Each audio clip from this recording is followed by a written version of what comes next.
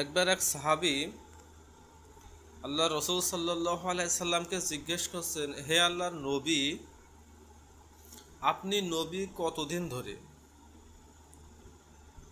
তখন মায়ার নবী, দয়ার নবী সাল্লাল্লাহু আলাইহি সাল্লাম উত্তর দিচ্ছেন, আমি নবী ততদিন ধরে যখন হযরত আদম আলাইহিস সালাম ও হাওয়া আলাইহিস সালাম মাটি এবং পানিতে মিশ্রিত অবস্থায়, তারও আগে থেকে আমি নবী। সুবহানাল্লাহ, সুবহানাল্লাহ। আরেকবার হযরত জিবরাইল আলাইহিস সালাম আল্লাহ রসুলকে জিজ্ঞেস করছেন, হে রাসূল, আপনার বয়স কত? রাসূল সাল্লাল্লাহু আলাইহি ওয়াসাল্লাম বলছেন, আচ্ছা যাই হোক, তোমার বয়স কত?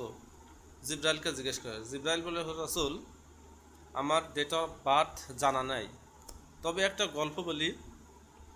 আল্লাহ যখন আমাকে দুনিয়াতে ফেরেশতা হিসেবে পাঠালো, তখন আরশের নিকট একটা তারা জ্বলজ্বল করত। আল্লাহ রাসূল সাল্লাল্লাহু আলাইহি ওয়াসাল্লাম বলছেন, হে জিবরাইল আলাইহিস সালাম, ওইটাই আমি।